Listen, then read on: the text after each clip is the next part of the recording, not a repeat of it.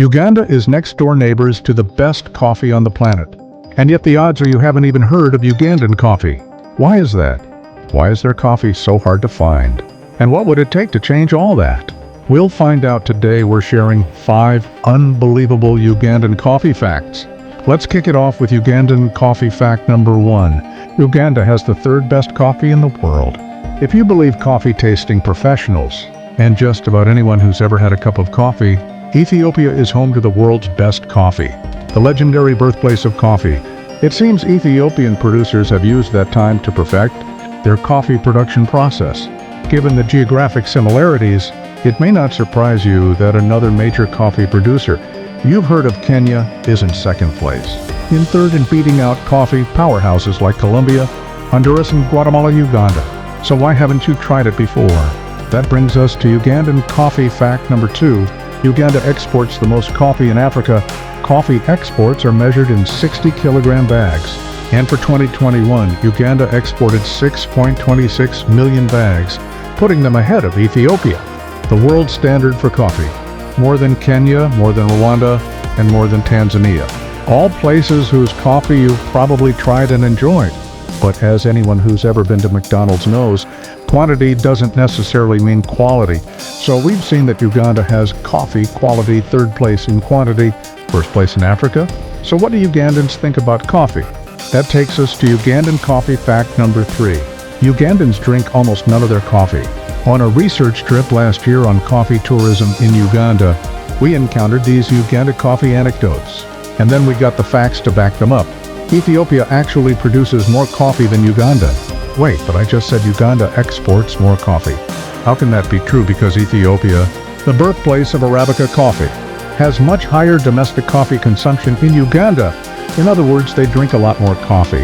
A 2020 report showed Ethiopians consumed 3.2 million 60-kilogram bags of coffee themselves.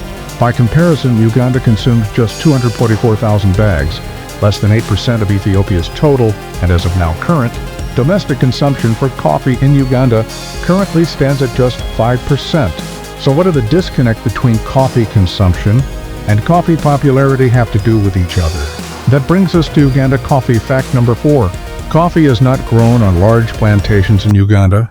More than 90% of Ugandan coffee is produced on small farms that average less than 5 acres of land. In some coffee-producing countries, coffee is produced on large plantations. In Uganda, coffee is predominantly a smallholder farmer's crop, with other foods such as bananas, beans, ginger, vegetables, and shade trees all mixed into the same land. The result, coffee doesn't stand out. Ugandan coffee is seen as a cash crop that farmers grow, and selling it. As soon as it seems ready in order to cash out, there's less emphasis on quality, because it's not something they regularly enjoy. A quick aside about harvesting coffee.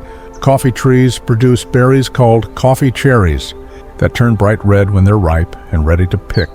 The thing is, berries don't always turn red at the same time. If you're interested in producing coffee, that consistently ranks as the best in the world. It means more labor coming back to the trees and only picking the cherries that are ripe. If you're interested in making a little bit of money today, you'll take all the cherries at once, even if some are still yellow or green, and sell them all without experiencing the difference in quality between coffee brewed from ripe cherries versus coffee brewed from unripe cherries. Justifying all that extra work is hard to do, which leads to Ugandan coffee. Fact number 5, finished roasted Ugandan coffee can sell for 33 times what a farmer sold it for. In Uganda, Arabica coffee can sell for about $1.68 per kilo at 250 grams, or roughly an 8-ounce bag, as is the standard in Europe and the US. That's just 42 cents what it can actually sell for in the stores. Up to $14, that's 33 times more. Well, that's a shocking number. The truth might be more surprising. Farmers aren't making more because, for the most part, the quality isn't there. Though we saw that Uganda has produced internationally renowned coffee, that seems to be the exception, not the rule. So how can they make more money? There are 3 promising ideas. One is to improve the quality. To improve the quality, it helps to understand the basic categories of coffee farming. In Uganda, first, there's subsistence or traditional farming, which includes basic practices.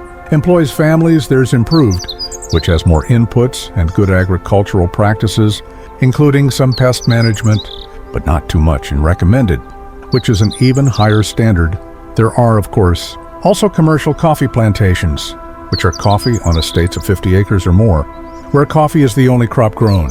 To break it down in terms of money, at the traditional level or most basic level, a farmer could expect 300 frois an acre for Arabica coffee. At the recommended level, that same land, with increased yields and better quality coffee, can earn them $1,610. There are more costs involved, but even the gross margin to the farmer is nearly triple. The next way farmers could earn more income: coffee tourism now. Coffee tourism is a strategy to promote both domestic and international coffee consumption, though it remains in its early days in Uganda. The idea is this: by linking coffee farmers with coffee drinkers, touring farms, sharing their experiences. Farmers see the value firsthand, adopt good farming practices, and boost production, which in turn increases consumption. This isn't automatic though, and hosting tourists requires farmers to both be near existing tourist attractions or routes, and to make investments in infrastructure. What we've seen so far is promising, with projects that receive an average of 15 visitors a month, in Uganda earning up to $1,000 a year for that farm. A third way they could improve their income, combining their farms, would allow certain farmers to enjoy better livelihoods and let other farmers pursue better paying work. Larger farms would also lead to more consistent social, environmental, and quality standards for a country that has the environment to grow the third best coffee in the world and the capacity to produce coffee on an internationally competitive scale. What's left is putting the pieces together. So what's next for Uganda? Time will tell. If they're able to increase the quality and the quantity at the same time, let us know what you think. Have you had Ugandan coffee? Would you be willing to visit a coffee farm on your next trip to East Africa? Let us know what you think and give us a follow.